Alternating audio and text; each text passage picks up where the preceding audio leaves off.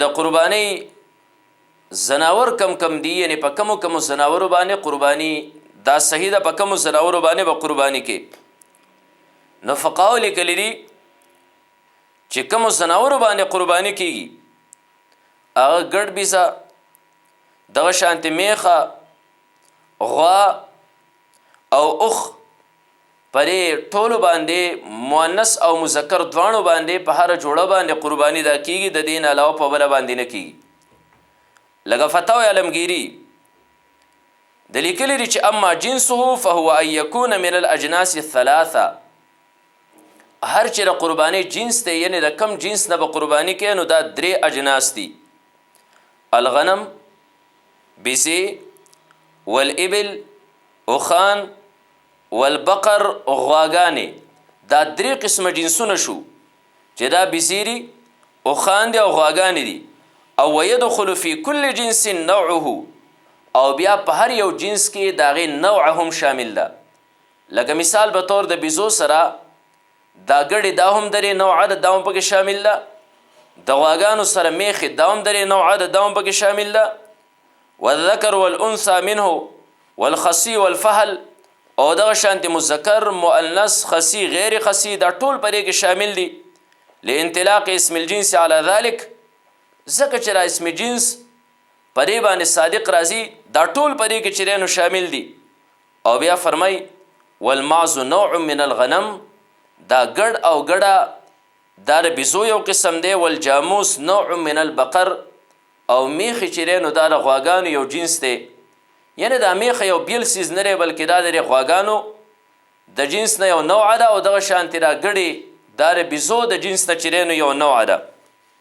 الله قرآن کې فرمایي ولکل امت جعلنا منسکا، منګه هر یو امت له قربانی ورکړې ده.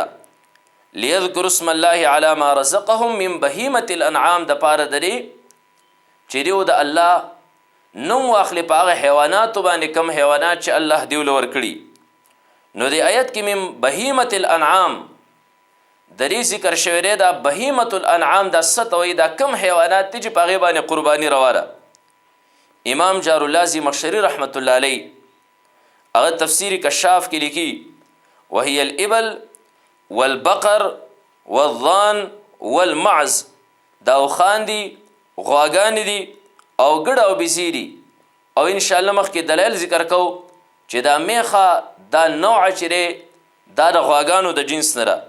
د هغې سره سره تفسیر قرطبي هغه د دې د لاندې نه لیکي چې والانعام هنا دلته را انعامونه څه مراد دي؟ البقر والغنم والابل، الابل والبقر والغنم، اوخان، بیزې او غواګانې. نو په دې وجه باندې دا د دې اجناس دي، هم د دقې جنسونو نه دا قربانی جایز ده، د دې نه علاوه په بل حیوان باندې جایز نه ده. اوخان که مذکري که مؤنثي، غواګانې که مذکري که مؤنثي، میخه د غواګانو د جنس نه یو نوع ده، دا د غواګانو سر راځي، دا بیل سیز نه دی. او دغه شانتې ګډ او ګډه دا د بیزو سر راځي، دا یو جدا جنس چې نو دا نه دی. مسله د میخې اکثر خلک دې باره کې تپوس کوي چې میخې خو عربو کې هغه دور کې وینه، یا د دې میخې ذکر خو د دې اجناس سر راغلی نه دی. نو دا خبره ذهن کې یاره ساتل پکار دي چې دا د غواګانو یو قسم دی، دا بیل سیز نه دی. لکه فتاوی علمگیری لیکلی دي والجاموس نوع من البقر، میخه دا د غواګانو یو نوع ده.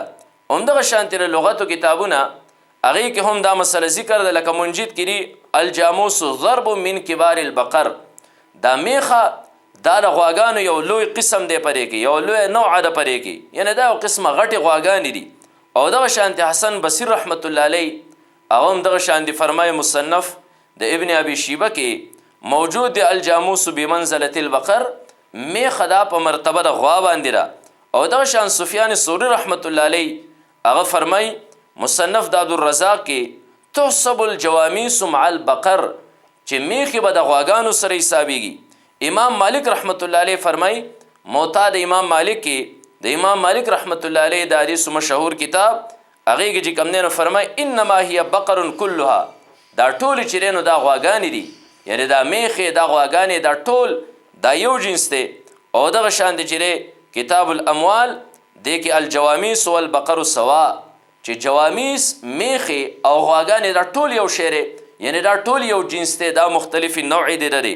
په دې وجه باندې اجماع د امت هم په دې باندې را چې میخې دا قسم د غواګانو دی، دا یو بیل سی نه دی.